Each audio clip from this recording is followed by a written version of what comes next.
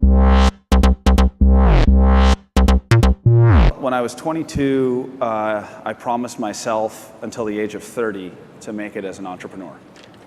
And I didn't even know what that meant. I thought of it more in terms of being an inventor and coming up with something. I didn't really think of the whole business side of it. How you have a great idea and then you have to build a business around it. And I hadn't really thought that far, but ignorance is bliss, because if I had thought that far and knew what went into it, I probably would have been so scared that I wouldn't have been able to go forward. But I failed at my first business, and I lost $4 million of other people's money from 24 to 26. Sure. Didn't take very long to lose a lot of money. And I had no inspiration for what to do next. So I decided to go surfing and pursue what I'm most passionate about, because I believe that when you're indulging yourself in your passions, hopefully your healthy passions, you're turned on and you're most creative, and ideas come to you. Ideas don't come to you sitting in a room thinking of a great idea. It never happens. They come to you out on the road, bumping into people and living your life passionately, and you find inspiration. And the irony was that in planning this 5-month trip around Australia and Indonesia, I actually came up with the idea for my business, which was a wrist camera that I could surf with to document my trip. I saved up $30,000 from my first business. Borrowed $35,000 from my mom and a sewing machine to make the very first GoPro, the strap. I hand sewed the original prototypes. Over the next couple of years to build inventory, my dear old dad lent me $100 grand here and then $100 grand there to build inventory.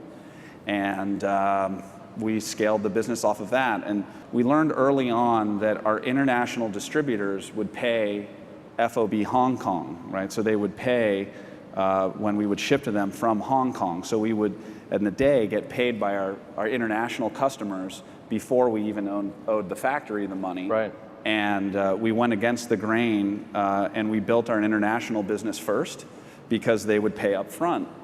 And That's we clever. used the international revenue to build the domestic business, which is the inverse of what traditional business logic would tell you, which is build your domestic brand first and then take it overseas. But I don't know that that really works this day and age. You pretty much have to build globally quickly, or else somebody else will do it for you. It really helped GoPro that we didn't have to answer to anybody for years. I think an example is as soon as we could afford it, we bought a race car. And we went racing up at Sonoma Raceway. And, if we'd had investors at that point, they might have questioned, is this really a great use Right. of company proceeds?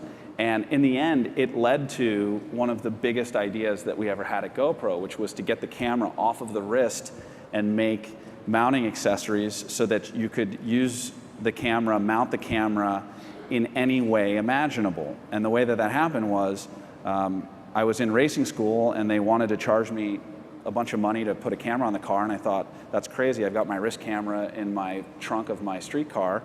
I went and got it, strapped it to the roll bar, and the light bulb went off, and it was literally like I could see GoPros mounted all over the place, and I got chills. And until then, we had been a little wrist camera company plodding along, and then that was a major hockey stick moment for the company that was totally inspired by climbing into a race car, which is not, what a board of directors would normally think was a great idea. Pretty fantastic. I mean, launching with, this was 2004, and to go from this to this, which is now the world's best-selling camera, I mean, this is dream time. Yeah, sure.